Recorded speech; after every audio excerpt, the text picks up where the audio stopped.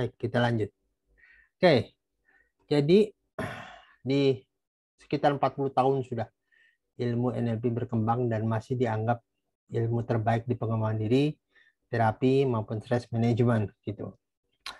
Namun kemudian dalam perjalanannya NLP kan di tahun 92, 93 kalau nggak salah, Richard Bandler dan foundernya ribut dari pengadilan tentang hak cipta, dan ujungnya pengadilan memutuskan bahwa nama NLP sudah terlalu berkembang seperti hipnoterapi, hipnosis, jadi tidak bisa dihak ciptakan. Namun pengadilan memberikan informasi bahwa foundernya adalah dua orang itu, John Grinder sama Richard Bandler. Jadi NLP sebenarnya sekarang adalah bebas hak cipta. Maka Richard Bandler menuliskan license, jadi bukan certified practitioner tapi licensed practitioner. Oke, gitu. Nah, ilmu ini kemudian berkembang dan menjadi ilmu yang mahal sebenarnya ketika di Indonesia dibuat murah karena Indonesia dipendek-pendekin belajarnya gitu. Karena sebenarnya aslinya standar dari ikut NLP itu 50 jam gitu. Namun ilmu ini dianggap sebagai salah satu breakthrough, termasuk Bill Clinton mendukung pengembangan ilmu NLP karena ketika Amerika menghadapi tantangan, Bill Clinton mengatakan ini tentang manusia. Artinya kalau mulai pembenahan akan mulai dari pembenahan pada manusia gitu. Untuk itulah kemudian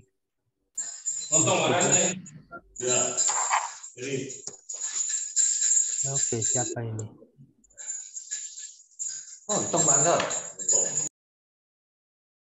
Untuk itulah kemudian pengembangan NLP berkembang, maka Bill Clinton termasuk orang yang awalan, salah satu presiden awalan yang belajar NLP gitu. Karena dia percaya membangun manusia gitu.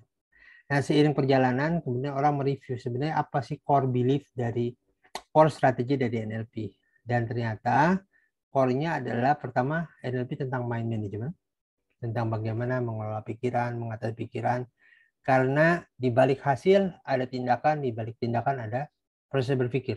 Merubah proses berpikir akan merubah tindakan, merubah hasil gitu. Nah, cuman kemudian berkembang lagi, iya di balik mind management apa? Ternyata ada namanya sentence frames atau linguistic map. Jadi ketika orang mengatakan sesuatu, dunia ini buruk, lama-lama masuk ke dalam internalnya dan jadilah sebuah perilaku gitu. Jadi sebenarnya di balik ilmu NLP ini, pengembangan ilmu NLP berikutnya namanya psikosemantik, ada juga yang menyebutkan dengan neurosemantik dan macam-macam. Kalau kami menggunakan psikosemantik, yaitu cara kita berbicara secara verbal maupun internal mempengaruhi kondisi mental kita. Lihatlah orang-orang stres, bagaimana dia berdiskusi ke dalam dirinya, sangat tidak produktif gitu, sangat membuat dirinya berada dalam kondisi mental terbatasi karena cara dia berkomunikasi, cara dia mengartikan situasi sangat membuat dunia itu menjadi tidak menarik gitu. Dan inilah menjadi pembahasan kita. Mengapa ternyata merubah kondisi orang, merubah kinerja orang cukup dengan memberikan arti baru pada sebuah pernyataan yang dia buat. Karena arti baru ini akan membentuk frame atau peta berpikir. Dan dengan peta berpikir, itulah dia membuat dunia, membangun persepsi, dan dengan cara itu dia membentuk perilakunya. Jadi kalau dalam NLP sebenarnya cara ngurutnya sederhana, lihat dari perilakunya. Kemudian dari pelakunya kita cek bagaimana dia berkata atau mengartikan perilaku ini pada kondisi dirinya. Mengubah arti perilaku ini akan mengubah behaviornya. Gitu. As simple as that. Gitu. Cuma untuk bisa membuat perubahan di dalam internalnya, ini yang menjadi tantangan. Dan itu butuh intervensi orang lain. Gitu. Karena kita kalau lagi chaos, kita kehilangan kemampuan, kalau nggak internalnya, verbalnya. Orang yang chaos dalam pikirannya, cara bicaranya juga chaos. Gitu. Kenapa chaos cara bicaranya? Karena di internalnya chaos. Disitulah kemudian kita mulai masuk ke konsultan psikosemantik ini untuk membantu orang menyelaraskan cara dia berbahasa secara internal maupun eksternal. Bahasa ini bisa macam-macam, kita sebutnya linguistik atau semantik ya gitu. Oke, itu pembuka kita. Yang belum kenalan saya teman-teman sebagai sudah kenalannya di sini.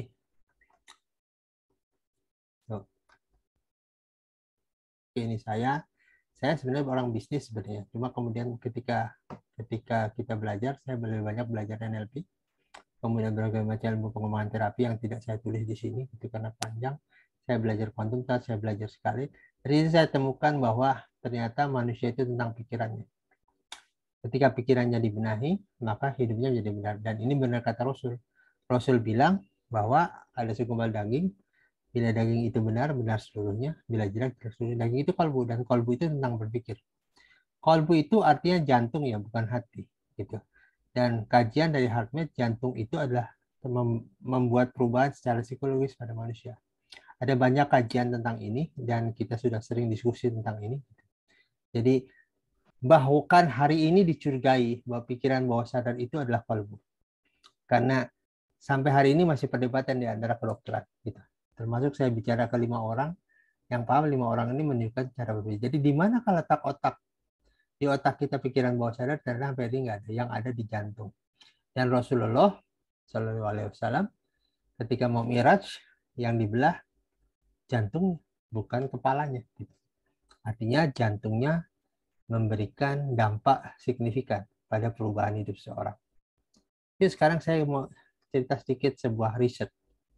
Ini namanya hallway theory. Jadi ini sebenarnya saya sebutnya teori lorong semantik. Jadi John Bach adalah seorang profesor, dulunya di New York, sekarang dia di Yale University. Mungkin Bapak Ibu tahu ya, Universitas Yale ya gitu. Dia seorang profesor psikologi.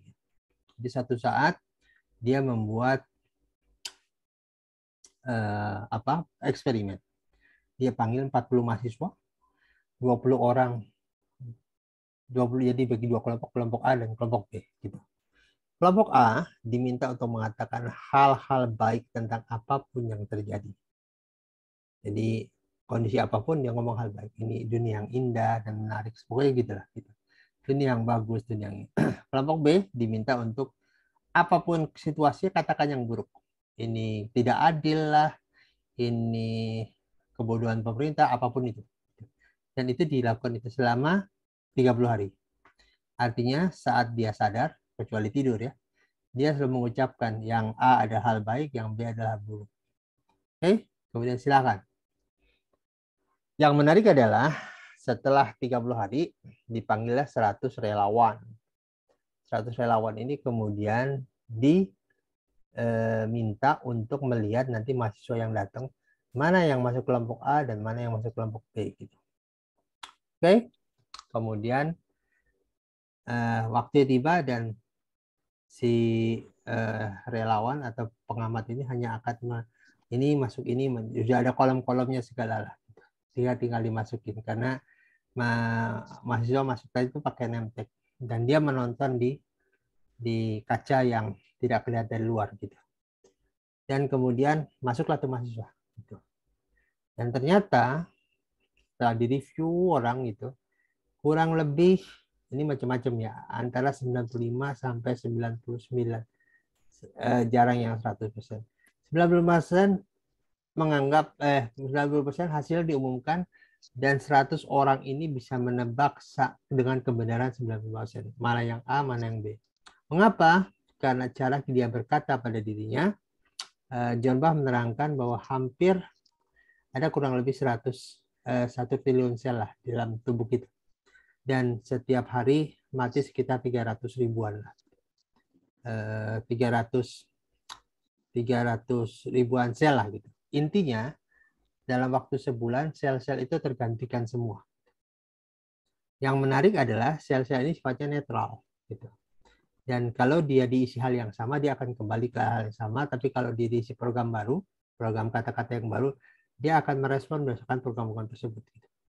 Nah, si mahasiswa yang masuk ini ternyata bisa ditelusuri mana yang mukanya kuyu dan sebagainya.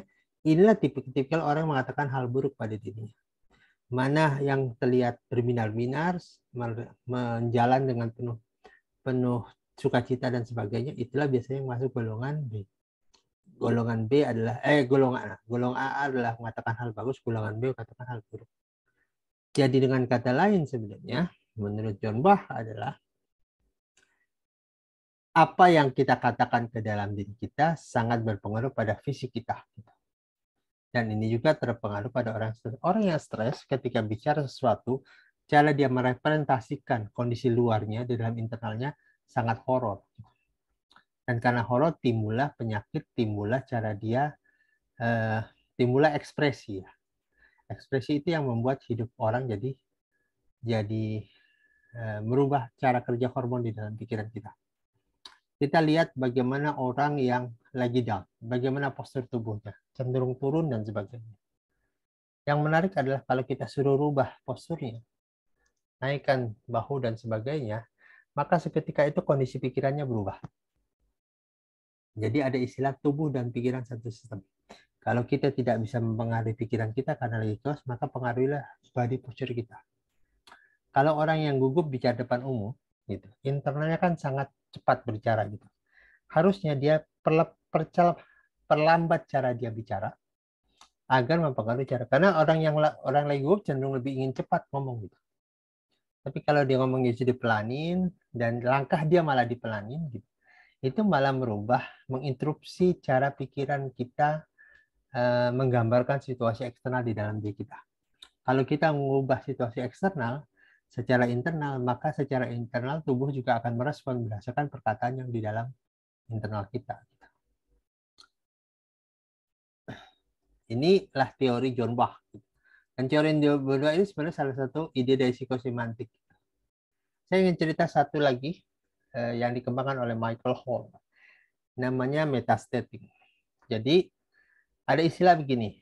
Begitu kita mengatakan hal buruk, aduh kok susah ya gitu. Dan ketika katakan kok susah, maka ada istilah gometa. Gometa adalah ketika kita mengatakan susah, maka kita seperti memanggil kembali program-program susah.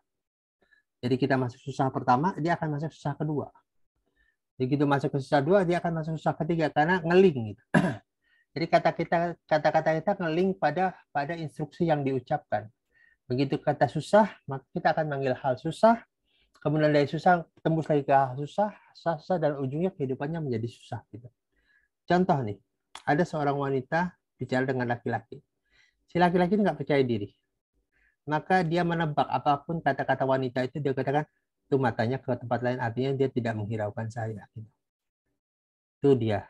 Ketika itu kemudian lanjut kata berikutnya. Tuh lihat dia berjarak dengan saya. Bicaranya seperti tidak mau dekat. Gitu. Kemudian dibuat kesimpulan, oh dia jadi nggak tertarik dengan saya. Dan terus dia bosan dengan saya. Kemudian malah diterusin lagi, lebih general. Memang wanita rata-rata bosan kalau bicara dengan saya. Dan terus bicara. Artinya istilah gometa tuh semakin dia dalamin, maka semakin chaos kita. Dan inilah sebut dengan going meta gitu. Dimulai dari primary state atau kondisi mental awal. Dan ini yang harusnya kita kembangkan ke dalam diri. Jadi dengan memahami ini kita paham, oh stop. Jadi jangan sampai ketika kita mengucapkan sesuatu yang membuat kita down gitu, kalau tidak diinterupsi dia akan masuk ke dalam pikiran kita dan akan menerusin rasa susah kita, rasa nggak enak kita.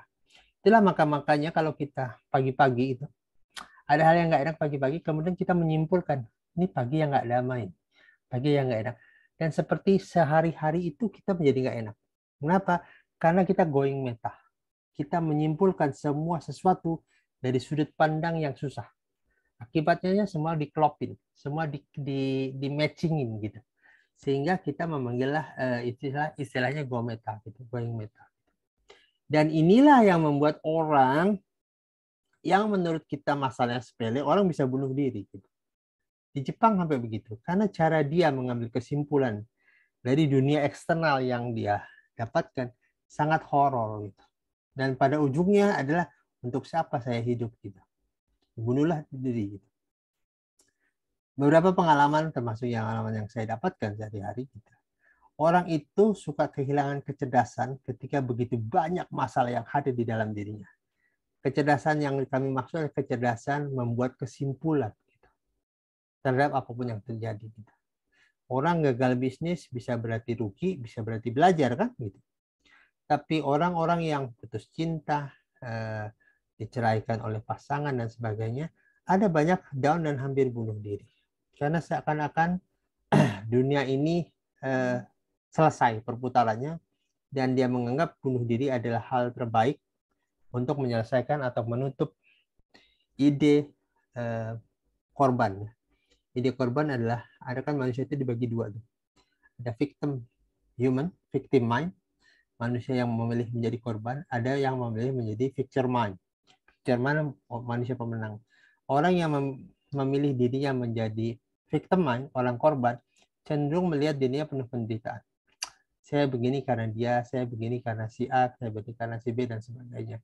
Dan itu bila tidak diinterupsi, dia akan going meta. Dia akan terus membawa data-data susah ke dalam pikirannya. Hasil adalah kesimpulannya dia memang tidak pantas hidup, dan ini mengerikan secara internal gitu. Itu disebut going meta, dan itu masuk dalam pembahasan psikosemantik. So, apa kesimpulannya? Kesimpulannya adalah cara kita berbicara secara internal akan mempengaruhi cara kita berpersepsikan sesuatu. Dan dalam konteks ini sebenarnya namanya berpikir itu berbicara. Jadi kalau orang sebenarnya berpikir itu ngapain? Berpikir itu berdialog secara internal. Nah, dalam dialog ada tanya jawab. Sering sekali kita paham tanya yang berkualitas akan menghasilkan jawaban berkualitas. Pertanyaan yang low quality, pertanyaan yang down akan menghasilkan kondisi mental yang down. Gitu. Sekarang tinggal kita pilih.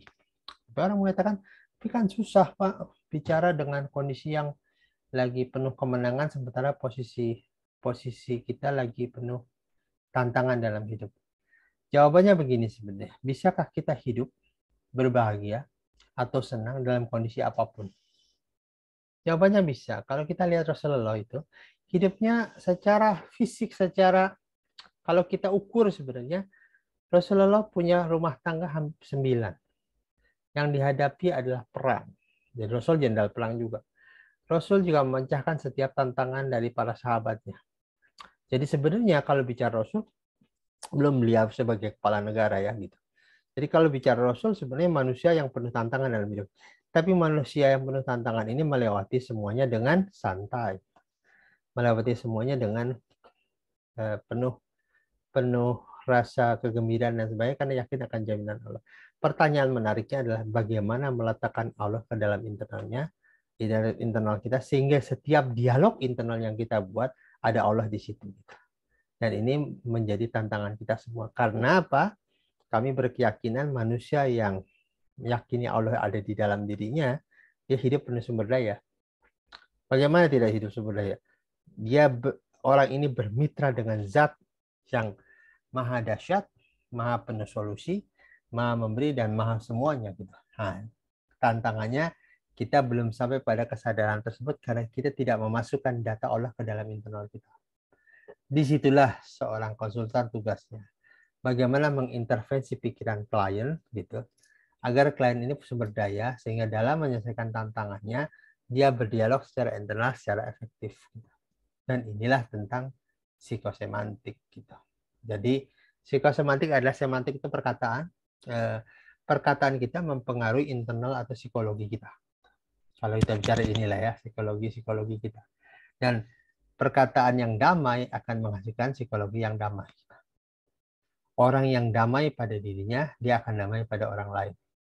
Maka orang yang sering membuat orang itu sedih, kecewa, menyinggung orang, sebenarnya di dalam juga tidak damai. Karena kata-kata yang keluar adalah hasil dialog internal, hasil pilihan kata, keluarlah kata. Jadi kalau orang bicara kebun binatang dan sebagainya, sebenarnya di dalam dia memaki diri juga. Karena apa yang ada secara verbal adalah apa yang ada di internal seorang. Dan disitulah seorang konsultan psikosemantik menangkap apa yang terjadi, kemudian mengintervensi apa yang dia lakukan, sehingga ke depan dia menjadi lebih baik. Gitu. Jadi kalau kita bicara manusia itu sebenarnya tentang berpikir, dan dibalik itu tentang apa yang dia katakan kepada dirinya. Dan itulah kualitas manusia sebenarnya. Gitu. Dan disinilah kita selaku konsultan psikosemantik membantu orang untuk menghasilkan program mental yang efektif agar dirinya efektif dan sehat lahir batin. Karena hampir semua, kalau Deepak Chopra, seorang pakar pengobatan alternatif mengatakan, saya tidak mau mengatakan bahwa semua itu karena psikologi orang. Tapi faktanya adalah hampir 100%, bahkan kalau saya berani mengatakan 100%, semua penyakit yang ada tubuh bermula dari psikologi atau komunikasi internal yang tidak efektif gitu. Karena logikanya kalau kita sakit, tubuh punya kemampuan menyembuhkannya. Tapi kadang-kadang pikiran kita memblok kemampuan itu. Gitu. Maka saya sering sekali ngomong ke teman-teman di komunitas atau dimanapun, kalau tidak bisa membagikan orang saat ke rumah sakit, lebih baik nggak usah jenguk. Kalau kita malah sedih dan sebagainya. Karena orang yang bahagia itu, percepatan persembuhannya luar biasa. Tapi orang yang down, hidup dengan kemarin COVID ya, kemudian diberitakan korban COVID dan sebagainya, maka yang sedang di rumah sakit makin down ya. Akibatnya penyembuhannya makin lama. Atau bahkan bisa membuat dirinya lebih sakit, jauh lebih sakit, dan bahkan membahayakan jiwanya. Jadi apa yang kita katakan ke dalam diri kita itu sangat berpengaruh pada psikologi, bukan kehidupan kita. Untuk itulah kami dari Zokah mengajak semua umat Islam yang tertarik ya, mau menjadi profesional psikologi atau psikiater ataupun terapis kejiwaan, kewaris mental, untuk mengajak terlibat di dalam kegiatan kita, sekaligus buka praktek dan terima klien. Terima klien bisa secara profesional ataupun secara sosial. Nah, hari ini kita ngajak keduanya. Untuk Bapak Ibu yang memang lagi cari profesi, maka ini salah satu solusi. Untuk Bapak Ibu yang hanya punya waktu seminggu sekali gitu dan membantu pertolongan, bisa buka untuk sosial. Maka kami pun mengajak masjid-masjid tuh, walaupun belum pada respon semua, tapi kami ngajak masjid-masjid untuk terlibat. Yuk buka. Untuk di masjid-masjid bisa buka untuk sosial, untuk teman-teman di sini bisa buka untuk komersial gitu, sehingga bisa membuat perubahan bagi diri maupun orang lain ya. Kemarin ada yang nanya berapa sebenarnya jumlah potensi dananya, penghasilan seorang si konsultan. Kita anggap sehari Bapak Ibu punya 3 sesi. Biasanya pagi, ada yang pagi 2, pagi dan siang. Ada yang pagi, siang cuma sekali, kemudian habis itu siang, kemudian sore gitu. Macam-macam. Saya sih ngitung sederhana karena ada seorang mitra kami, namun dia coach gitu. Dia dari mulai Senin sampai Jumat melakukan sesi. Sehari bahkan cuma 2 atau 3 kali, cuma sesi dia mahal. Jadi sesi dia per jam itu sampai 1 juta. Dan dia cuma 2 sesi. Jadi sepekan itu cuma ada 10 sesi. 10 sesi kali 4 hari kerja, 40 sesi. Dan dikali aja sejutaan gitu. Karena ada belum dia masuk ke corporate ya gitu. Dan ini seorang pensiunan buka ini dan santai di rumah gitu. Kadang-kadang bahkan masih bisa tidur siang deh gitu. Karena kliennya yang berikutnya adalah dia hanya buka pagi dan sore dan menghasilkan uangnya lumayan. Nah kalau kita karena dia bukan coach, kita terapis, saya ngitung dari teman-teman di psikolog itu kalau kasih cap antara 300 sampai 400 ribu per sesi gitu. Artinya kalau kita sehari 3, maka 15 kali 4 ada 60 sesi. Dan bisa juga ngisi perusahaan dan sebagainya. Dan ada juga yang chartnya lebih dari itu. Dengan kata ini sebenarnya tentu ini di balik ini ada kegiatan-kegiatan marketing dan sebagainya. Tapi itu adalah aktivitas prosesnya. Saya lagi bicara output yang kita kejar. Output kita kejar ini, dan kita perlu, ini saya bicara orang yang fokus ya. Jadi tidak melakukan kerjaan ini sebagai sambilan, tapi sebagai profesi, dan dia hidup dari sini. Hidup dari sini, hidup dengan menolong orang, dan dari situ tidak dapat dana untuk itu. Jadi ini adalah format orang yang mau fokus di bidang terapi. Jadi kemarin untuk menjawab teman-teman yang nanya pendapatan seperti ini, dan ini memang sederhana gitu. Tadi orang tadi yang saya ceritakan dia hanya punya satu asisten, itu pun perempuan ponakannya, kuliahnya malam. Jadi dia dibantu mereka, dibantu anak ini. Kita pun bisa lakukan itu sebenarnya. Nanti kita akan bicara langkah berikutnya. Saya sekarang akan mulai dengan materi kita yang mau kita pelajari. Materi kita basisnya audio. Tuh. Jadi kurang lebih ada 30 materi dibagi dengan 6. Setiap 6 audio nanti ada assessment, ada soal yang harus diisi gitu. Dan itu dilakukan untuk kita membentuk konsultan yang mumpuni karena di Indonesia konsultan psikolog klinis sangat kurang ya gitu. Kurang lebih hanya 2.500 gitu. Sementara bagi WHO negara itu minimal itu punya rasio 1:30.000. Jadi kalau kita punya 270 juta penduduk, minimal kita itu punya 9.000 atau 10.000 bahkan psikolog klinis yang tersebar di berbagai macam pulau Jawa gitu. Jadi nggak hanya di Jabodetabek aja gitu. Dan ini harusnya kita miliki. Gitu. Jadi orang tahu kemana berobat. Karena banyak orang yang tidak tertangani juga termasuk puskesmas belum semuanya mengadakan event kesehatan mental.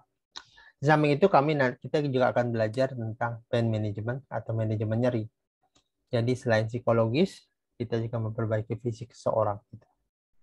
Ini yang akan kita bangun dan kita akan belajar di Telegram. Kemudian nanti kita akan diskusi mengadakan pelatihan-pelatihan yang sifatnya Zoom kayak begini, serta kegiatan lain yang sifatnya dialog gitu. Kami ingin mencetak sebanyak mungkin konsultan psikosemantik, kalau perlu mengisi kekosongan jumlah psikoterapis atau terapis mental yang belum tertangani oleh dunia psikolog klinis ya gitu. Kayak ini misi kita sekarang ini adalah jadi kalau Bapak Ibu nanti berniat gabung bersama kita, pelatihannya kita akan mulai di 3 September ya gitu. Dan bentuknya nanti audio, tapi bukan hanya audio, hanya 15 menit sampai 30 menit pembelajaran. Nah, nanti setelah 6 sesi, kita ada assessment dikumpulin, diminta kerjakan tugas, nanti dikasih email, Bapak Ibu tinggal kirim email ke sana. Gitu. Kemudian mereka yang bisa ujian adalah mereka yang bisa ngumpulin sampai 5 assessment. Gitu. Nanti kan ada ujian, yang ngadain ujian bukan kami, yang ada ujian dari Balai Training, lembaga profesional, karena kami belum bisa memberikan sertifikasi dan tenaga asesmennya ada di sana. Oke, jadi kalau yang mau ikut, ayo ikutkan. Kemudian bagaimana kemudian melanjut langkah belajarnya? Di kita setelah Bapak Ibu menyelesaikan satu asesmen, Bapak Ibu boleh buka kelas yang sama. Ingat, cara belajar terbaik adalah mengajarkan, itu yang ngajarin Quran ya. Mereka generasi Robani itu yang belajar dan terus mengajarkan. Jadi belajar sambil mengajarkan itu bagus. Jadi nanti kita masih rapat Senin, kita akan ajukan. Tapi setelah sesi sosial ini, kelas sosial ini, dan berikutnya kita akan chart mulai dari 200.000.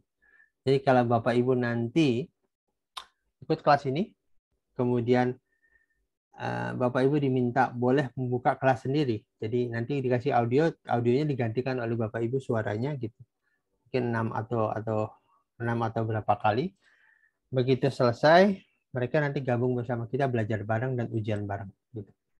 Nah, berapa biayanya kalau teman-teman Bapak Ibu membuka kelas sendiri? Jadi biayanya kurang lebih 200.000. Nanti 100.000 buat teman-teman, 100.000-nya ke Zoka. Itu juga untuk mengadakan kegiatan kemanusiaan gitu.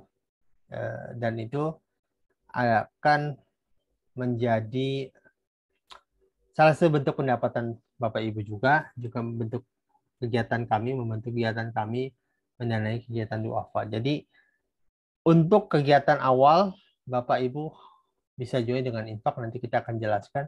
Dan berikutnya kita akan chart 200.000 sampai akhirnya menuju 500.000. Bahkan mungkin belum tahu akan berhenti apa tidak gitu. Tapi ke depannya angkatan ketiga, angkatan keempat kita akan naikin gitu. Karena kita punya dream, salah satu dream kita adalah membuat koperasi profesi. Jadi koperasi ini nanti akan melayani Bapak Ibu gitu dan memastikan Bapak Ibu bisa buka praktek dan mengejar impiannya gitu. Dan kalau Bapak Ibu nanti kita bersama buat koperasi kita buat website, kita akan selalu data teman-teman para alumni ada di situ, yang buka praktek ada di situ, jadi nggak usah mikir lagi tentang jualan kecuali menambah dengan gerakan-gerakan lain. Tapi kita akan buat website, dan kalau ada koperasi, websitenya usahakan dibuat bagus, SEO-nya bagus dan sebagainya, sehingga menjadi urutan awal di Google. Sehingga nanti kalau teman-teman orang-orang mulai mencari tenaga psikologi atau terapis mental, bisa ngubungin kita dari website yang kita gaungkan gitu. Jadi kita akan melangkah, belajar ilmunya, kumpulin orang-orang, dan kita nanti buat koperasi. Koperasi nanti dipimpin oleh siapapun. Tugas koperasi adalah memakmurkan anggotanya, memastikan anggotanya punya apa, uang untuk praktek dan punya klien gitu. Harapan kita itu. So, untuk teman-teman yang belum gabung, bisa gabung bersama kami. Karena untuk kelas sosial kita tutup harusnya di hari ini, tapi kita perpanjang dan hari Selasa ya gitu. So yang mau belajar tapi serius belajar ya, walaupun audio harus tetap disediakan waktu gitu, dan kita belajar untuk menuju praktek. Jadi ini komunitas ini akan kita bentuk bukan hanya belajar. Kita nanti akan, untuk yang Jabodetabek mungkin akan sering ketemu di sekretariat kita, belajar buka praktek, belajar. Jadi kami kemarin di BC kita saya tulis, untuk yang tidak niat dan hanya ingin tahu, lebih bagus kalau usah ikut. Karena kita akan push teman-teman yang ikut pelatihan di sini harus buka praktek. Walaupun seminggu cuma sekali, kalaupun padat kita. Karena ini membantu orang, kayak guru-guru membantu siswa, membantu orang tua siswa untuk menyelesaikan tantangan hidupnya gitu. Dan kita yang di Jabodetabek akan sering ketemu, mungkin 2 pekan sekali atau berapa. Biasanya kita bawa makanan masing-masing, nanti kita nikmati bersama sambil kita latihan. Bagaimana lantai tantangan fobia, tantangan apapun gitu, agar kita bisa bantu orang. So, pembelajarannya bisa mendaftar mulai hari ini sampai hari Selasa. Belajar hanya infak, tapi ujian sertifikasinya nanti dikeluarkan oleh Balai Training, dan itu bayar. Baru bayar serius itu di ujian sertifikasi. 250.000 karena mereka harus ngutus assessment dan ngeluarin sertifikat gitu. Sertifikat ini dikeluarkan lembaga profesional dan memang dia layani corporate ya gitu. Jadi dia punya kompetensi untuk membuat sertifikat gitu. Dan nanti setelah banyak kita kumpul, kita buat koperasi profesi. Nah, koperasi profesi ini silahkan nanti siapa yang mau jadi ketuanya dan sebagainya, kita kumpulin dana ya teman-teman, dan simpanan pokok maksudnya, simpanan pokok. Nanti tugas dari koperasi adalah memakmurkan, memastikan para peserta koperasi ini, anggota koperasi ini bisa praktek. Bisa praktek nanti untuk beli buku dan sebagainya, koperasi jual itu. Tentu setelah itu selesai, koperasi bisa mengembangkan diri untuk kegiatan lainnya. Gitu. Oke, itu so far tentang materi psikosemantik. Kurang lebih materinya ada berapa tadi tuh? Ada 6 kali 6 ya. Oh, tiap ini ada 30 materi. 30 materi di samping materi pen manajemen yang perlu dipelajari masing-masing gitu. Dan bentuknya audio 15 sampai 30 menit. Jadi luangkan waktu Bapak Ibu 15 sampai 30 menit untuk mendengarkan diskusi dan memahami materi, dan boleh tanya nanti gitu.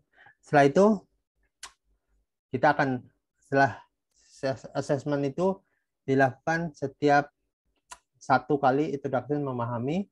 Berarti teman-teman boleh buka kelas sendiri dengan memodel apa yang kita lakukan. Insya Allah nanti akan diinfo langkahnya gitu. Baik, itu sekilas presentasi kami.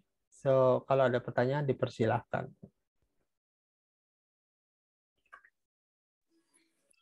Saya mau bertanya, tapi Ya, tidak silakan. saya buka. Ya, nggak apa-apa, Bu. Silakan, Bu. Saya bernama Ibu Tati. Ya, Bu Tati. Saya temannya Ibu Nurjana. Oh iya. Ya, ini saya tertarik sekali dengan materi perkuliahan ini. Ini anak saya seorang psikolog ya sebetulnya. Oh ya. Ya, anak saya dari Unpad, dia S2 psikolog. Saya bercerita tentang ini. Kalau saya pikir ini kesukaan saya, karena kalau dia kan formal ya, kuliah di Unpad. Kalau saya tidak gitu. Saya seorang komunikasi, saya dosen komunikasi. Kemudian saya tertarik kepada kalau dikaitkan dengan ilmu agama, ini masuknya ke ilmu marifat loh, Mas. Oh ya. Ini masuknya ke ilmu marifat. Misalnya, saya lihat cabang-cabang dari syariat, mohon maaf ya, dari agama syariat, kemudian tarekat, marifat dan hakikat. Ini ada empat tahapan yang tersentuh gitu oleh ilmu yang tadi oleh saya bilangnya apa ya, Mas atau Bapak, usianya berapa? Bapak? Saya 50, Bu. Oh, di bawah saya. Saya udah 74. Oh iya. Tapi saya suka itu sekarang untuk anak-anak cucu saya sampai didik, dan untuk teman-teman yang suka stres gitu. Saya paling membawakan dari ilmu ini. Tapi ini tertarik karena kan manusia itu tidak selamanya langsung ke spiritualnya. Dia selalu pakai logika dulu dia pakai, apalagi kalau orang-orang yang otak kiri, dia selalu logika dia jalan gitu kan. Logikanya, otaknya tuh jalan banget.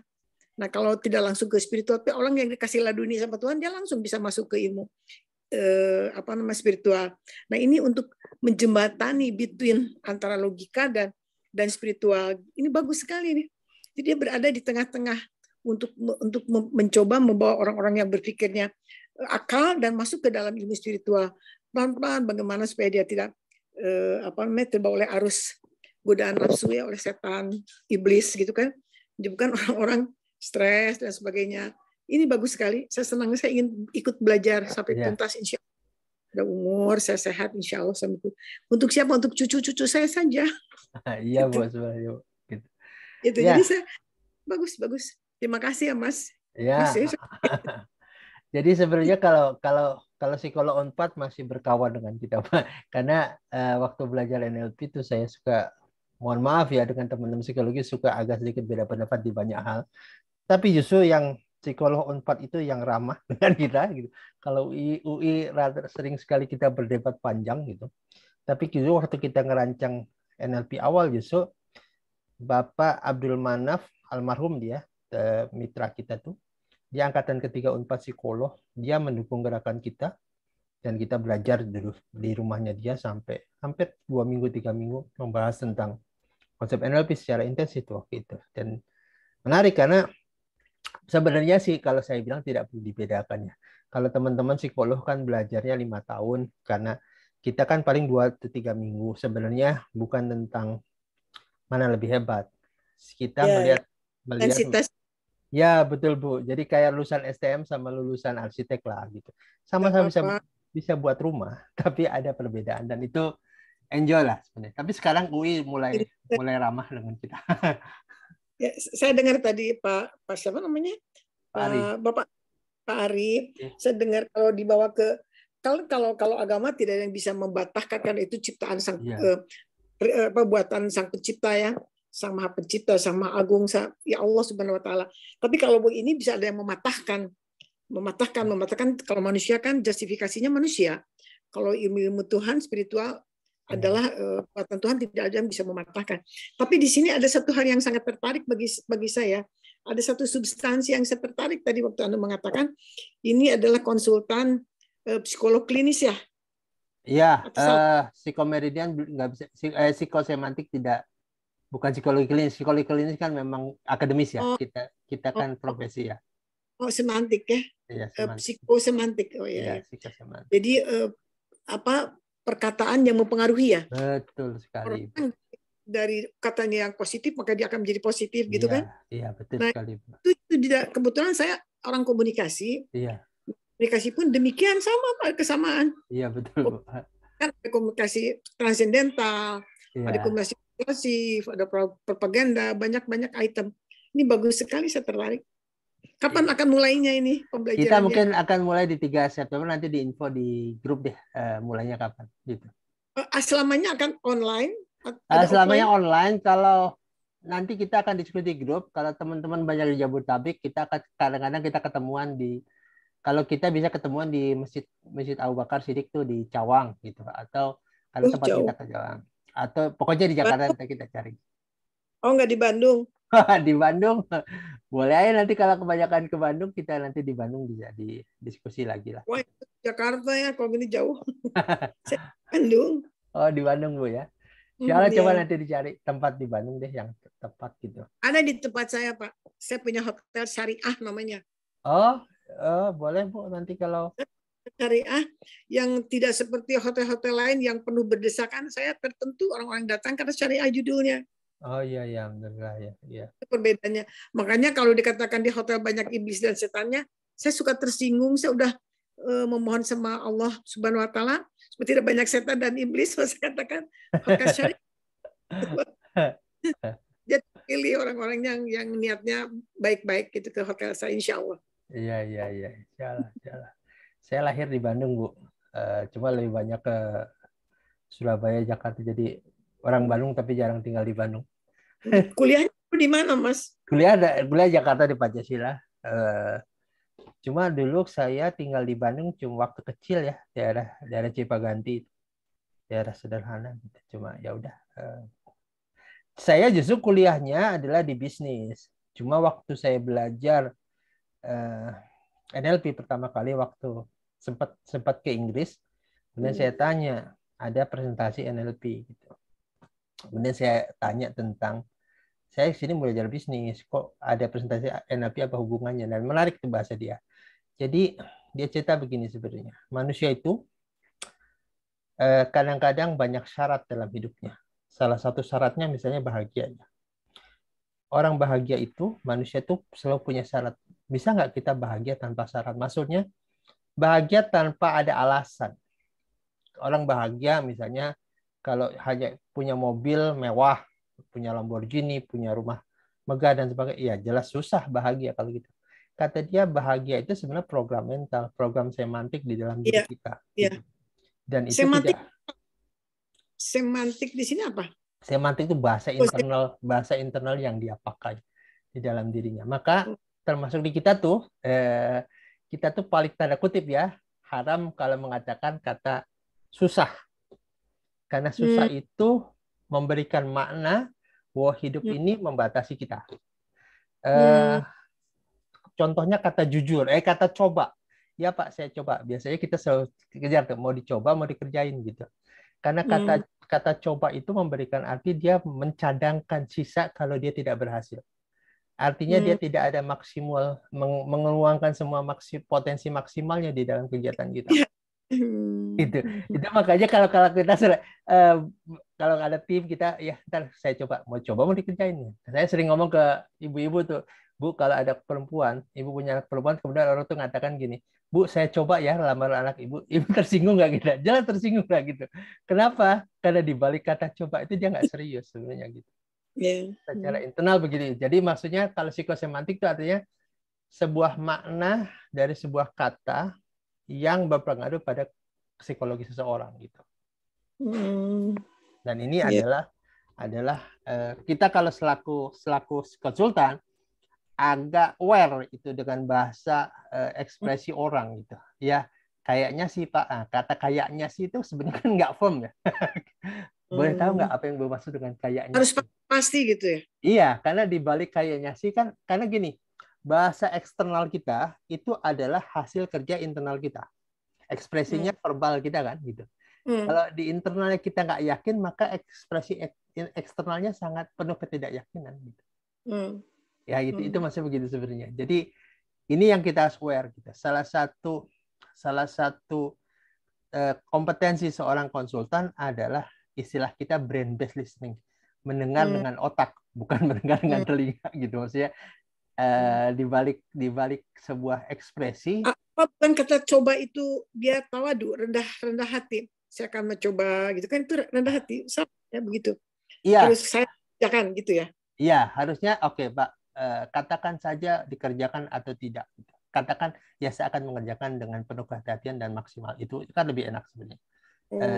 dibanding saya coba. Karena kata gini, kata tadi sudah bilang kan, hasil itu karena tindakan, tindakan itu karena proses berpikir. Proses berpikir ini terjadi melalui proses dialog internal. Begitu dialog internalnya chaos, cara berpikir kita chaos, tindakan chaos, hasilnya chaos juga. Maka istilah orang aware lah tentang cara berpikir kita, termasuk memasukkan data ke dalam pikiran kita. Karena kalau kita sembarangan masukin, seperti kita makan makanan yang sembarangan, nggak pernah diseleksi gitu, apapun yang bagus kita main masukin aja data. Bahasa saya, jangan apa aja dipikirin gitu. Ada WA mikir, berita-berita hoax dipikirin, nggak perlu dipikirin. Menurut saya gitu. Ada hal yang perlu kita pikirin, ada yang enggak gitu kan. Kita paham. Indonesia ini termasuk 5 besar loh hoax, penyebar hoax di dunia. Yang menarik, penyebar terbesarnya tuh Rusia sama Cina. Indonesia itu jadi distributornya, jadi produsen hoax itu sebenarnya Rusia dan Cina. Indonesia itu distributornya. Jadi Indonesia itu tanpa harus dibayar pun dia mau forward berita, entah benar entah tidak gitu. Nah itu menarik sebenarnya Indonesia itu. Waktu ini ada, saya motong, maaf sekali. Ya, silakan. Kalau dalam komunikasi itu kan ada singkatnya, ada id, ego, dan super ego. Ya. Id itu nafsu, id, ego itu hati, super ego itu akal gitu. Nah, ini bertransaksi setiap hari dalam diri kita tuh mana? Kalau kita hanya berbicara id saja itu kan nafsu semua. Ya. Tapi kalau ada hati itu ada cahaya dari Allah, ada hati nurani di situ. Hati nurani pun kalau terkontaminasi akan menjadi hati sanubari, jadi udah tidak positif, negatif.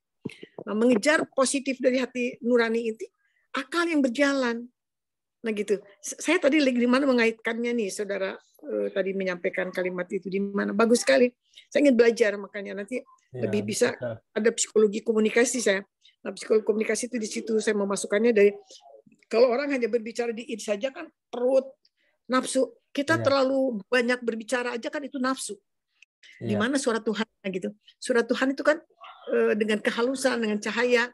Nah, itu dalam ilmu marifat itu mengenal itu ilmu demikian. Gitu loh, Pak.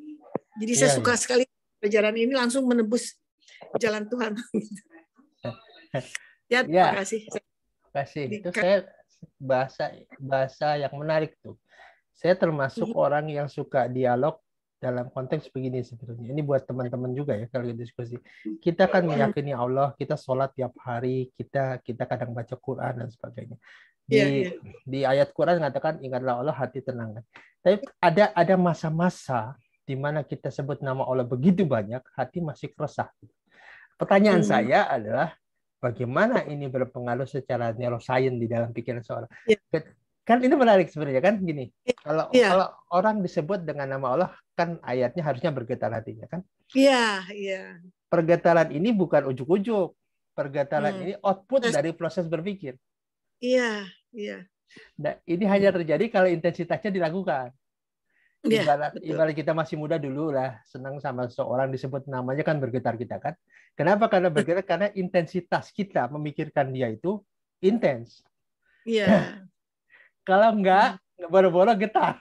Kalau sholat nggak pernah ini, nggak akan getar itu. Jadi itu bukan. Kayaknya benar-benar. Dari sini intensitas behavior ya. Iya, behavior. Betul. Sebenarnya kan gitu. Saya belajar ke mahasiswa begini, Mas.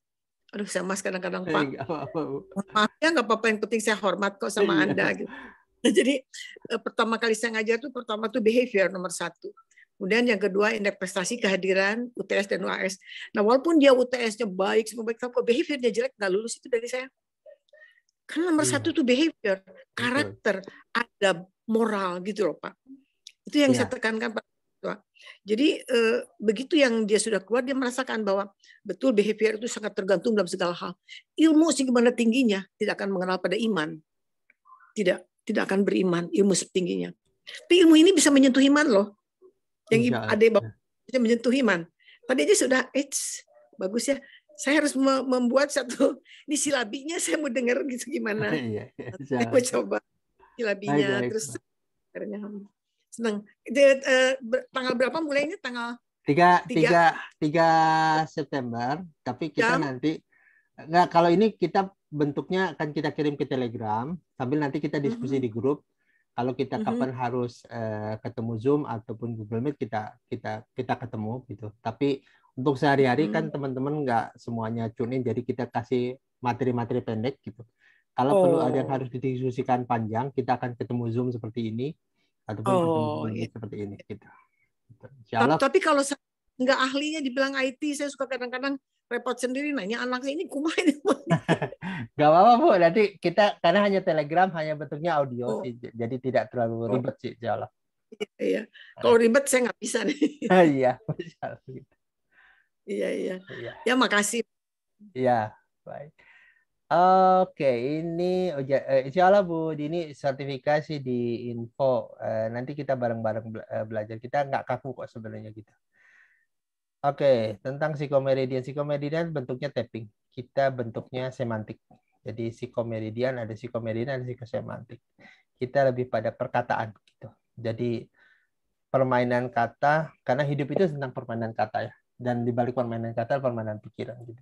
Psikomeridian mengintervensi internal seseorang melalui ketukat, melalui energi tapping. Kita menggunakan media komunikasi gitu. Iya. Berpikir. Iya, berpikir dan berkata positif. Jadi sebenarnya kalau kita ngacu ya sebenarnya, berpikir dulu positif dan berkata positif gitu. Karena di balik kata ada pikiran. Jadi saya sering sekali diskusi untuk hal-hal yang di luar ini. Kalau waktu ngaji saya selalu nanya gini, Ustadz, gimana caranya ya kita ya tetap tenang sesuai dengan apa yang diarah Quran, tetap cool, tetap walaupun nggak ada duit di kantong, walaupun mungkin kondisi bisnis lagi jelek kayak sekarang misalnya, kita tetap yakin akan jaminan Allah. Nah ini sebenarnya saya suka ini karena saya suka mendiskusikan kenapa ya ada orang yang chaos walaupun dia puasa Senin Kamisnya rajin. Kenapa ya ada orang yang chaos walaupun mungkin tahajudnya rajin gitu. Kadang-kadang kita juga menarik gitu karena di hidup ini kan sebenarnya tiap hari akan dites kita, diuji gitu. Kita udah soleh, kita bukan berarti perjalanan hidup akan menjadi menarik terus gitu. Ada kalanya kita perlu diuji dengan berbagai macam hal gitu. Bagaimana hari ini kami bertemu dengan teman-teman tunanetra gitu. Dan menarik, teman-teman tunanetra ternyata sama dengan kita gitu. Ada yang begitu yakin akan hidup, ada begitu yakin akan semua hal, tapi di saat yang sama ada juga yang gampang down dan sebagainya. Jadi saya pikir perbedaan manusia itu di mana? Ternyata perbedaan manusia adalah pada apa yang dia katakan ke dalam dirinya. Gitu. Ada orang kena PHK. Satu, down banget, karena dia punya data bahwa PHK itu menghancurkan hidup. Ada yang cerai, ada yang berhutang banyak, dan sebagainya. Di saat yang lain, gitu, orang yang tiap hari membacanya tentang Steve Jobs, orang-orang yang begitu PHK, kemudian dia malah menjadi orang kaya dan sebagainya. Justru dia menyambut PHK ini dengan penuh kegembiraan, gitu, penuh ide dan yakin bahwa jangan-jangan disinilah momentum perubahan saya terjadi gitu. Dan saya pikir satu kejadian sama, tapi mengapa tiap orang memikirkan dengan cara berbeda-beda. Nah, itu menarik sebenarnya menurut saya gitu. Apa yang dia katakan tadi, self-esteem perlu ya. Pertanyaan saya, self-esteem itu apa? Itu. Jadi kalau kita buka bukunya Dr. Mark ya, yang seorang penata wajah, operasi plastik dia gitu. Dia ketemu orang yang operasi plastik hampir sudah 7 kali. Gitu. Dan sebenarnya tidak ada masalah dengan dirinya. Ini kita bicara self-esteem sedikit karena ada yang nanya tentang self-esteem. Dan dia cerita si wanita ini merasa tidak cantik, merasa ada sesuatu yang salah saja dengan wajahnya. Makanya operasi terakhir dia stop. Si dokter, nah kamu tidak butuh lagi operasi plastik. Yang kamu butuhkan adalah bagaimana kamu menafsirkan dirimu dengan cara yang tepat. Karena apa? Karena manusia ini saat dia menilai sesuatu, bukan menilai sesuatu apa adanya, tapi menilai sesuatu berdasarkan data dan persepsi dia tentang sesuatu itu. Jadi sebenarnya kalau ada tabrakan di depan kita nih, kita jalan bareng misalnya. Cara saya mengatakan tabrakan itu berbeda dengan cara ibu-ibu atau dengan bapak-bapak di sini gitu. Kenapa? Karena saya hanya menilai apa yang penting bagi saya dan itu yang saya ceritakan. Sama seperti halnya habis nonton film 2 jam, kemudian suruh cerita film itu, tiap orang bisa berbeda-beda ceritanya. Kenapa? Karena kejadian menarik orang-orang itu sangat berbeda. Itulah makanya saat kita bercerita, kita selaku pendengar atau konsultan, kita perlu aware ada data-data yang tidak disebutkan yang mungkin itu penting bagi dia. Dan dalam konteks self-esteem, orang-orang kadang-kadang ada orang yang hidupnya, nah ini kembali pengalaman masa lalu membentuk kita melihat dunia. Gitu. Ada yang hidupnya mungkin dibedakan atau dihina tanda kutip. Dan itu cenderung membuat dirinya self-esteem-nya rendah. Dengan self-esteem itu dia melihat dunia. Dan dia akan memandang bahwa dirinya harus perfect. Gitu. Karena apa? Karena selama ini dia direndahkan.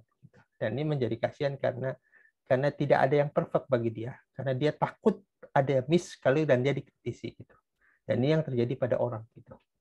Dan kalau teman-teman, saya suka bergaul dengan teman-teman tunanetra, saya lihat mereka try to be perfect in everything gitu, walaupun dia merasa nggak perfect dan dia merasa bahwa dia takut merasa dianggap tidak kuat atau tidak normal orang-orang lain.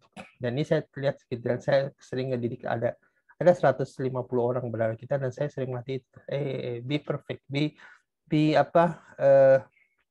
santai dalam hidup ini, santai gitu. Kalau ada yang nggak perfect ya nggak apa-apa. Jadi kadang-kadang mereka suka ikut kegiatan saya, ikut datang, sementara misalnya ada pelatihan saya bilang jangan ikut, nanti kita buat khusus untuk tunanetra. Mereka nggak mau tuh. Mereka nggak mau. Kenapa? Karena dia ingin menjadi perfect. Dia ingin dianggap perfect sama dengan yang lain. Akhir saya bilang, orang yang verbalnya bagus aja matanya, banyak tidak perfect gitu. It's okay gitu. Untuk beberapa tertentu kita tidak perfect, it's okay gitu. Nah, itu juga perlu gitu. Nah, itu tentang self esteem sebenarnya. Jadi self esteem itu saya menarik nih karena bahasa self esteem ini terutama kalau Bapak Ibu belajar Ibu Psycho-Cybernetic, dia sangat concern dengan self esteem. Karena manusia yang self esteem-nya rendah cenderung untuk memaksakan diri untuk apapun. Jadi orang yang maka pernah ada cerita tentang orang sombong. Orang sombong itu sebenarnya bukan karena dia punya banyak hal. Justru dia karena kekurangan banyak hal, dia untuk mengatasi hal tersebut, dia mengagungkan dirinya agar supaya terlihat dia perfect. Nah ini nanti kita itu. Karena kembali, perfect atau tidak itu tergantung apa yang kita ucapkan pada internal kita. Maka bahasa yang sering nanti konsultan katakan pada klien, apa artinya buat Anda? Jadi, Bu, saya ini hidupnya kok banyak masalah. Maka tanya kita, apa artinya bagi Anda? Karena kata banyak ini menarik sebetulnya. Kalau banyak itu hitungannya berapa? Kan kita nggak tahu ya. Orang itu banyak masalah. Bisa saja satu masalah kualitasnya besar, bisa jadi masalahnya cuma satu tapi masalahnya dalam. Dan itu nggak banyak. Tapi berbahaya atau meresahkan. Jadi saya sering ketemu, Mas, aku nih setiap hari tuh kok istriku nganggap saya kok salah mulu dulu gitu. Nah, saya kan menarik gitu. Bagaimana Bapak tahu bahwa hampir semua kegiatan Bapak dianggap salah? Artinya bangun pagi pun Bapak salah gitu. Kan nggak mungkin gitu. Saya pikirkan gitu. Apa aja salah? Nah, itu kan sebuah asumsi yang dia bentuk karena dia memfilter data. Bahasa kita tuh memfilter data. Memfilter data gini. Hal-hal yang bagus dia cut off gitu. Maka dia hanya perhatikan hal-hal buruk. Dia memfilter data dan bahasa filter ini menarik kalau teman-teman para coach, ada beberapa coach yang ikut biasanya aware itu karena beberapa kata misalnya ini susah gitu. Ini susah apa? Oke. Apa yang dimaksud dengan susah? Karena bisa saja kejadian itu ada kegiatan 10, 2 susah gitu. Tapi 2 itu dianggap keseluruhan. Maka kita harus lihat bagaimana dia mengeneralisasi sebuah kegiatan. Nah, ini orang-orang itu harus kita clearkan karena bisa saja kita ini kita ini kan manusia persepsi ya. Manusia persepsi. Kita mempersepsikan sesuatu dengan cara yang kadang-kadang tidak membuat kita berdaya gitu. Maka saya pernah ngomong ke teman-teman satu hal. Manusia itu kan ada istilah di dalam komunikasi itu, peta itu bukan wilayah. Peta itu tidak sama dengan wilayah sebenarnya. Jadi peta Kota Bandung tidak sama dengan wilayah Kota Bandung karena jaraknya berbeda kan gitu. Tapi kita sering menganggap peta itu wilayah gitu. Jadi kalau kita lihat ada satu peta berpikir yang kita punya, kita harus pikirkan jangan-jangan ini hanya satu peta berpikir, wilayah jauh lebih luas gitu. Kalau kita menganggap satu kegiatan ini susah gitu, jangan-jangan ini persepsi kita. Kita terjebak pada satu peta, melupakan bahwa peta ini bukan wilayah. Artinya secara wilayah jauh lebih luas. Maka ketika kita terjebak pada satu peta susah, cari peta lain yang memberdayakan. Itu yang menarik gitu. Sedikit saya ulas ya. Ada satu kondisi klien kita yang hampir terjebak, dia bunuh diri. Bunuh diri itu karena apa? Coba kita lihat. Bunuh diri itu karena orang merasa tidak punya opsi pada tindakan yang dia punya. Maka berbahayalah orang yang tidak punya opsi. Kalau ada maling dikejar, kemudian dia terpojok di satu tembok, itu justru berbahaya. Karena malingnya akan menyerang balik, karena dia masa terpojok. Begitu juga kita. Begitu orang merasa terpojok di satu titik, maka dia akan melakukan apapun di luar dari ide-ide yang normal yang dia punya. Dan itu berbahaya. Jadi, maka ada istilah gini, punya pilihan itu jauh lebih baik dibanding tidak punya pilihan. Memberikan opsi. Nah, tugas seorang konsultan psikosemantik memberikan opsi pada seorang, agar orang itu punya pilihan dalam bertindak. Jadi orang yang punya duit, jabatan tinggi, kemudian dia korupsi, sebenarnya dia pada saat itu, kenapa dia korupsi pada duitnya udah banyak gitu? Karena pada saat itu dia memenjarakan dirinya pada satu kotak yang sangat terbatas. Akibatnya opsi untuk kaya hanya korupsi gitu.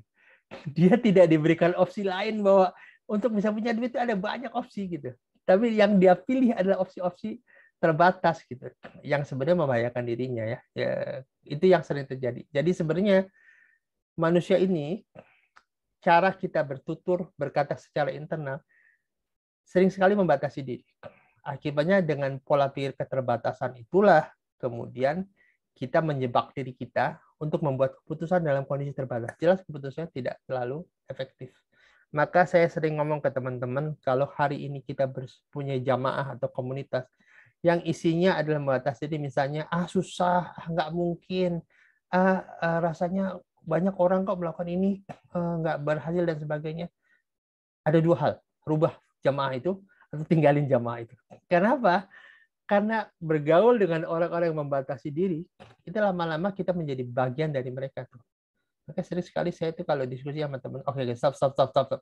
Ketika merasa kita dibatasi oleh pikiran, maka kita akan bermain di kotak yang kecil, perluas kotak itu. Maka dua hal tuh, rubah jamaahnya atau komunitasnya, atau kita tinggalin komunitas itu, mencari komunitas baru. Nah, saya berharap kalau teman-teman nanti kita jadi join dengan kita ya, gitu, bergaul banget, kita bangun tuh komunitas itu, komunitas berdaya. Komunitas berdaya itu artinya orang-orang yang punya opsi dalam memilih tindakan.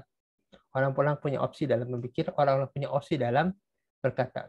Maka saya sering sekali ngomong kan nanti di psikosemantik ada tuh namanya asumsi, presuposisi. Orang jenius itu punya 3 kekayaan. Yang pertama tuh kekayaan kata. Kekayaan kata itu penting sebenarnya, karena itu membentuk pikiran. Yang kedua, kekayaan sudut pandang. Melihat dunia dengan lebih. Yang ketiga, kekayaan pengetahuan. Jadi, orang itu ketika punya 3 kekayaannya, dia dirinya kaya. Karena dia melihat dunia itu luas gitu. Maka ada istilah di Neuro-Linguistic Programming, bahagia 24 jam. Bahagia 24 jam salah satunya adalah namanya reframing, membingkai kata. Ketika ada hal yang menyudutkan kita, memojokkan kita melalui perkataan kita selalu bisa membuka ruang. Oh, ini macet ya, itu artinya kita punya waktu belajar. Itu artinya kita punya waktu minimal 2-3 ayat Quran terbaca. Jadi hidupnya itu selalu tidak terkotakkan oleh dunia gitu. Dia selalu membuka ruang pada opsi-opsi. Dan ini harusnya kita lakukan. Dan bukan berarti kita nanti jadi imun dari stres, enggak juga ya.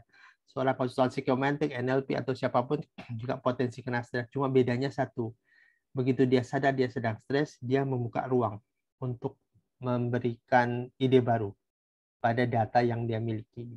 Dan apalagi kita bergaul dengan orang. Jadi jangan begitu ada ketemu teman, ini susah ya. Iya emang susah, itu payah tuh. Itulah jamaah kesan. Tapi oke, menarik nih. Apa yang susah, boleh tahu nggak? Itu susahnya di mana? Itu dengan membongkar itu saja sebenarnya kita cenderung disadarkan ulang gitu. Bahwa jangan-jangan hidup kita ini terbatasi oleh semantik yang kita katakan ke dalam diri kita. Dengan pertanyaan itu, kita secara tidak langsung membuat perubahan secara internal. Oh iya ya, apa ya susah ya gitu. Kita susahnya karena ini, begitu dibongkarkan, berarti yang susah nggak ada lagi gitu. Maka kita keep moving, tetap maju ke depan.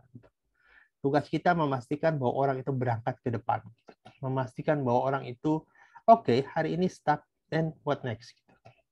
Nah, jadi ini terlihat sederhana ya, semantik ini terlihat sederhana, tapi kalau kita lakukan, kita bisa menyelamatkan orang, termasuk menyelamatkan orang yang sedang down, stress, dan bahkan menuju hal-hal yang seperti bunuh diri dan sebagainya.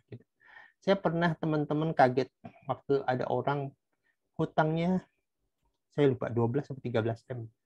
Kemudian diskusi sama saya. Begitu diskusi mukanya cerah kan. Teman-teman diapain nih katanya. Nggak diapa-apain. Saya bilang, saya hanya, kenapa mukanya bisa berubah? Karena saya hanya membuat perubahan bagaimana dia berkata ke dalam dirinya. Karena saya selalu mengatakan gini ya, mungkin teman-teman yang di Aceh tuh, saya suka. Waktu ada orang tsunami Aceh, kemudian saudara-saudara dari Aceh ya. Kemudian saya cerita, dia cerita. Saya bilang satu hal yang lagi dalam. Allah itu memilih. Dan memilih seorang itu berdasarkan kualitas kemampuan mengatasi tantangan. Ibarat soal anak kelas 2 kasih soal kelas 2, soal anak kelas 5 kasih soal anak kelas 5. Nggak mungkin anak kelas 2 dikasih soal kelas 5.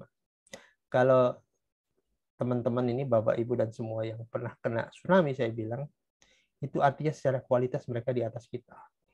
Kenapa? Karena Bapak, Ibu dianggap pantas mempunyai tantangan ini. Maka kalau kita hari ini merasa down, jangan-jangan kita sedang membonsai kemampuan kita, sehingga kita merasa tantangan kita di atas kita. Nah, saya pikir, yuk kita lihat, jangan-jangan kita sebenarnya lebih kuat dari apa yang kita kira. Dan ini sebenarnya saya membangun orang begitu sebenarnya. Jangan-jangan kita itu di atas itu. Jangan-jangan kita di atas persepsi bahwa kita tidak mampu. Jangan-jangan kita di atas itu. Jadi kalau orang menganggap kita, aduh saya kok nggak bisa. Review ulang. Review ulang dirimu. Gitu. Jangan-jangan dirimu lebih tinggi dari itu. Jangan-jangan kita berada di atas itu. Kita saja yang sedang membonsai kemampuan kita mengatasi hambatan. Gitu. Nah, maka tugas kita gimana caranya naik, panggil Allah di situ. Karena Allah yang meninggikan kita. Nah, dari situ kemudian kita melihat dunia. Jadi panggil Allah dulu, kemudian dari situlah kita melihat dunia dengan lebih jernih. Gitu. Oke, itu ada tanya lagi? Ya, ilmu logika dan ilmu hati. Gini Pak sebenarnya. Ini saya suka tertarik itu. Ilmu hati mesti ilmu kalbu ya. Hati itu tidak punya. Saya sering mengkritisi ini karena hati itu secara sains tidak punya psikologis. Yang punya psikologis itu jantung. Dan kalau Bapak Ibu buka kamus Arab Inggris, kalbu itu dikatakan heart, bukan liver ya, gitu. Jadi sebenarnya ada orang logik, ada orang heart. Karena saya juga praktisi Eduardo Bono itu lateral thinking. Eduardo Bono itu pemikir kreatif ya, gitu. Dan dia bilang saya adalah logik tapi saya kreatif. Gitu. Jadi Eduardo bilang sebenarnya tidak ada perbedaan antara logik dan kalbu. Yang ada adalah kemauan untuk eksplorasi. Gitu. Karena kalau ada hal yang tidak bisa dilogikkan, ada hal yang tidak bisa, ada hal yang tidak bisa ditelusuri hanya dengan feel aja gitu, dengan feel aja. Jadi sebenarnya kalau kita ngacu ke Islam sebenarnya berpikir ya berpikir gitu. Either logic or feel itu sama. Karena gini, feeling itu, saya sering tanya ke teman-teman, thinking and feeling mana lebih dulu gitu. Saya bilang thinking apa bedanya thinking dan feeling? Saya bilang gini, feeling itu output dari thinking. Jadi nggak usah dibedakan mana feeling, mana thinking, karena semuanya adalah satu tempat gitu. Untuk berpikir sedih, untuk bisa merasakan sedih, kita perlu berpikir sedih. Untuk bisa merasakan bahagia, kita perlu memikirkan rasa bahagia. Jadi, actually tidak ada perbedaan antara logic and feeling. Gitu. Karena banyak hal yang tidak bisa dilogikkan, dan orang perlu memahami itu. Gitu. Logik itu dalam konteks ya, seperti dunia teman-teman di kampus akademis tuh suka menanyakan tentang saya, ini ilmiahnya di mana? Saya juga define ilmiah, definisikan ilmiah. Kalau ilmiah dalam konteks sesuatu yang bisa diraba, didengarkan, banyak hal yang tidak bisa diilmiahkan kalau gitu. Itu yang sering terjadi sama saya kan gitu sebenarnya. Apalagi kita bicara tentang lebih jauh tentang fisika kuantum dan sebagainya gitu, yang sebenarnya dia banyak menelusuri tentang benda-benda yang tidak wujud gitu. Kalau ada fisika kuantum. Fisika kuantum adalah ketika kita memikirkan seseorang, kemudian kemudian kita bicara, entah nggak lama kemudian kita ketemu orang berpikir seseorang orang yang sama ya. Jadi lingkungan itu seperti terjadi resonansi terhadap apa yang kita pikirkan. Dan ini tidak masuk dalam ranah fisika, tapi fisika kuantum belajar ini. Nah, ini Maharia Travel. Ya, alhamdulillah Hari gitu. Ada pesan, bahkan pesan ini bukan dari seorang Muslim. Pesan itu dari Anthony Robbins, salah satu pembicara seminar. Dia mengatakan, kalau Anda mau hidup bahagia, berjanjilah pada dirimu gitu.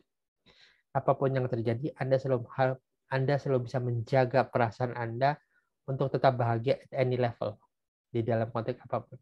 Dan I know dia tahu ini susah, tapi worth it gitu. Ini susah tapi berharga untuk dilakukan.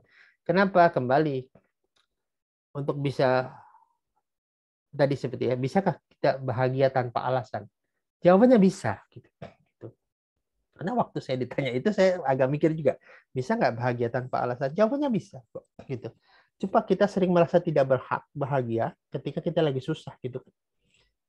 Jadi kita sering sekali merasa bahwa saya lagi banyak masalah, ini belum dibayar, itu benar. Jadi kita tidak bisa bahagia, bahkan kita tidak bisa tersenyum karena kita menggantungkan kondisi bahagia kita pada dunia eksternal, dunia di luar kita sebenarnya. Yang sebenarnya bahagia itu adalah keterampilan kita. Keterampilan ya, saya sebut keterampilan karena ini sebuah latihan yang perlu dijaga dan dilatih. Gitu. Sebuah keterampilan menjaga kolbu kita, memastikan kita memilih hal bahagia in any context, dalam konteks apapun. Gitu. Dan ini harusnya menjadi ide kita menata hidup gitu.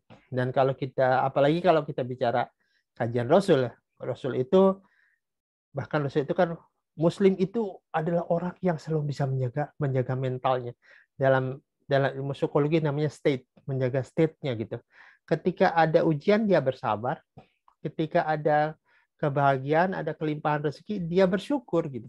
Jadi kondisinya sebenarnya selalu menjaga mentalnya dalam kondisi peak. Bahasa kita peak itu bahasa yang kondisi yang tinggi gitu. Kondisi di mana dia selalu berada dalam kondisi yang kasar bahasa sekarang itu di Harvard disebut dengan Wonder Woman pose. Jadi Wonder Woman pose itu postur Wonder Woman kan tegap dan sebagainya. Itu artinya dia tahan peluru dan sebagainya gitu. Jadi disebut di Harvard sebutnya orang yang bisa mempertahankan Wonder Woman pose at least selama 2 menit.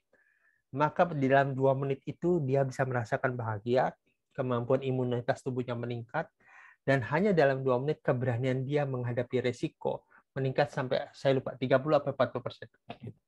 Itu hanya 2 menit. Berarti Wonder Woman pose itu menjaga postur.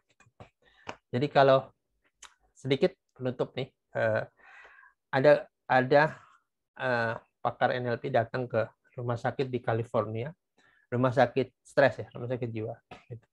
Ada orang yang stres akut, gitu. Stres akut, kemudian dia nggak ada kemajuan selama 2 tahun. Maka kemudian diminta oleh Anthony Robbins, oke, suster, minta dia tiap pagi posturnya dinaikin, tangannya dilebarin, kemudian tangannya ngadep, kepalanya ngadep ke atas matahari pagi ya, kemudian senyum.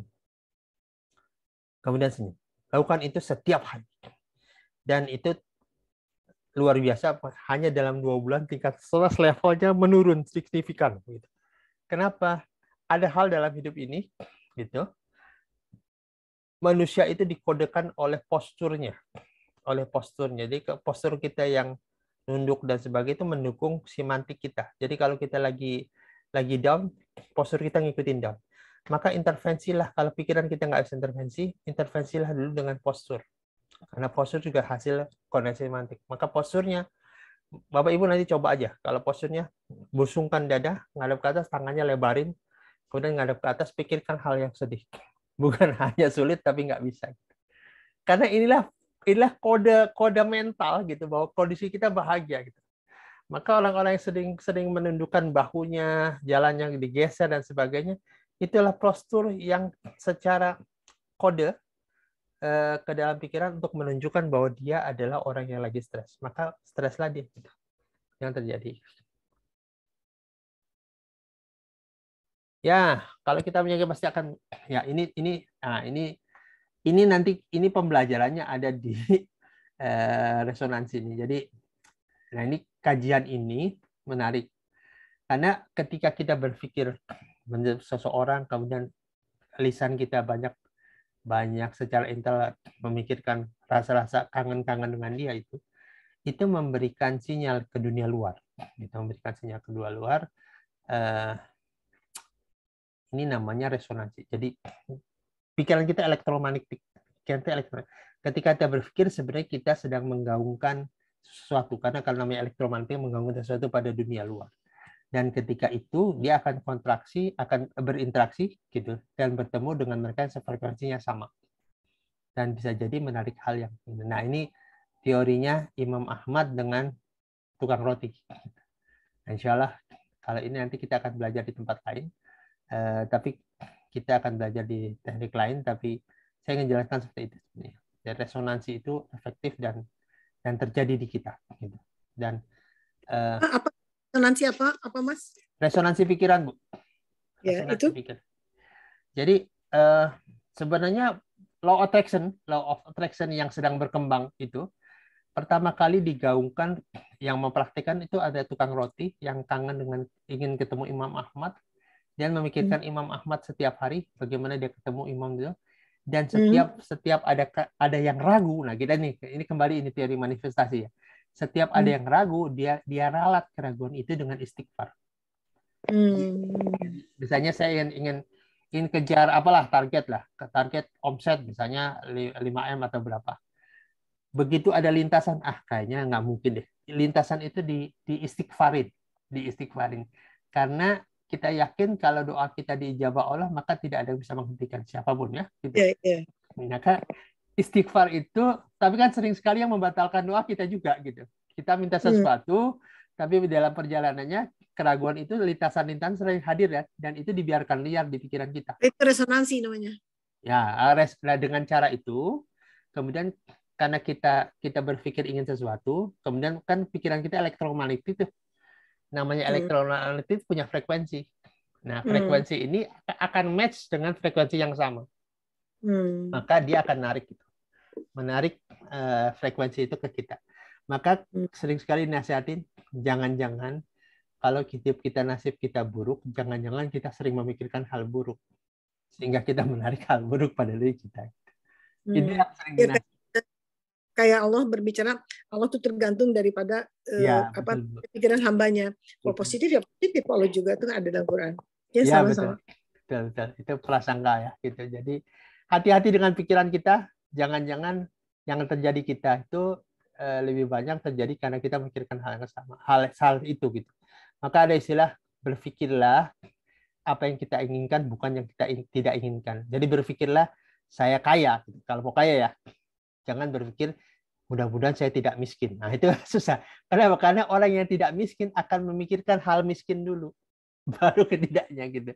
Jadi berpikirlah apa yang kita inginkan. Sama ke anak-anak tuh. Anak-anak juga gitu tuh. Saya ke anak-anak kalau kita mau pergi, main di mana, jangan pikir, jangan sentuh ini ya, jangan sentuh ini. Semakin sering dilakukan itu malah memancing orang untuk ke sana gitu. Nanti di grup saya share tuh, ada orang eksperimen orang dibuat kondisinya horor gitu, dibuat orang ini penyayang kucing tapi ujungnya malah bunuh kucing karena dibuat horor. Jadi saya ingin cerita begini sebenarnya, kalau kita punya asisten rumah tangga itu saya suka sekaligus eksperimen sebenarnya gitu. Mbak, beliin minuman yang warna hijau ya, jangan yang merah gitu. Itu kalau kondisinya dia lagi normal, dia dapat tuh yang hijau. Saya begitu jalan, tadi bilang apa ya? Itu salah tuh. Dia pilih yang merah justru gitu. Karena makanya saya kalau itu jangan kasih opsi berpikir, Mbak beli yang hijau, clear udah. Jangan kita sebutin jangan yang merah ya. Nah, itu nanti kalau kita di dalam ilmu psikosemantik kita akan pilih keinginan yang kita inginkan, that's it. Jangan pilihkan sesuatu gitu. Karena pikiran kita itu menarik sebenarnya. Kita hanya memikirkan data yang kita sebutkan secara firm, secara tegas gitu. Begitu nggak tegas kita juga chaos gitu. Maka ada istilah gini, kalau kita nanti contoh kecil ya, kita muter, saya pengen bangun besok mau tahajud, bangun jam 3:30, oke, clear. Jangan bilang saya mau bangun pagi gitu. Karena kalau bangun pagi pikiran kita akan menafsirkan kata pagi, bisa jam 1 malam, bisa jam 2 malam, dan itu malah nggak bisa tidur tuh ujungnya. Oke, clear. Saya mau bangun jam berapa, clear. Ini tentang pikiran bawah sadar, setting pada pikiran.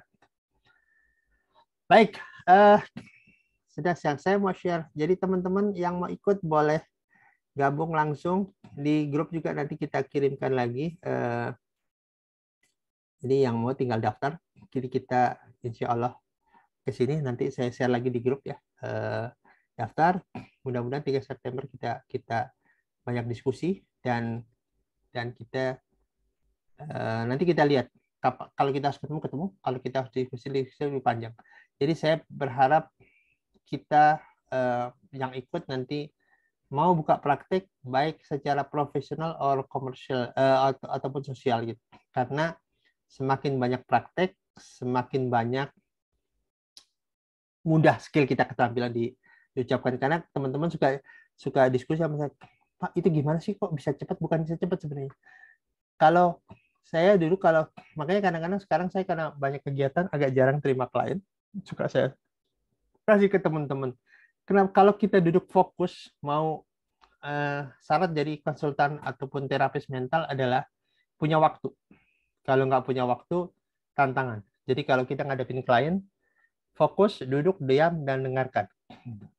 Duduk, diam, dan dengarkan. Kenapa? Karena dari kata-kata yang diucapkan itu sangat data bagi kita. Yang sering teman-teman itu dia tidak mendengarkan secara full bahasa kita, baik di coaching, di terapis maupun di konsultan, ada istilah present. Present itu hadir. Hadir secara penuh, dengarkan dia. Kenapa?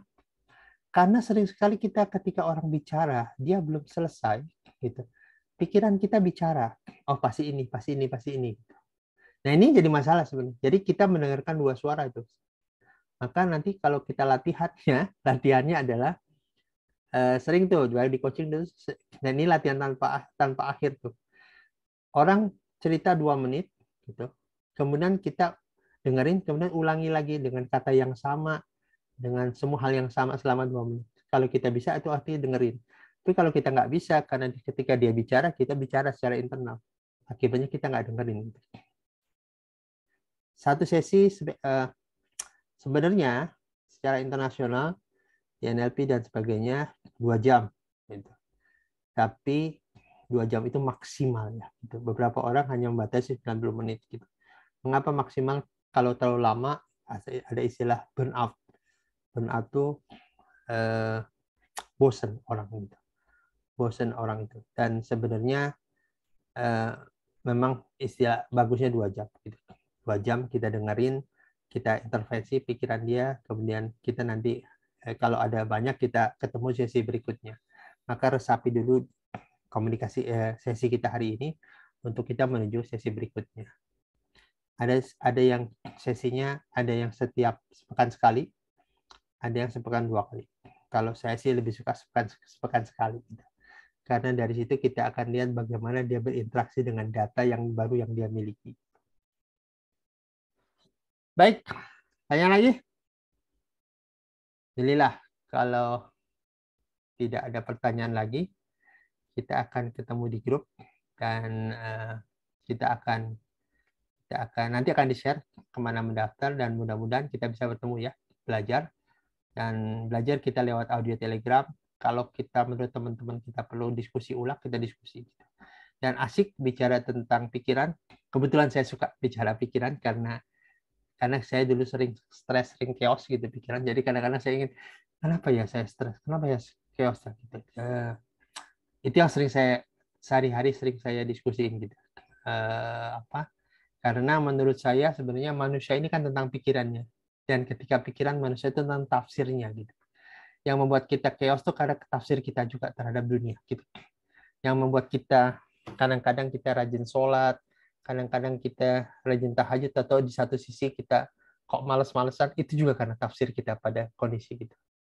Dan ini harusnya menjadi aware gitu.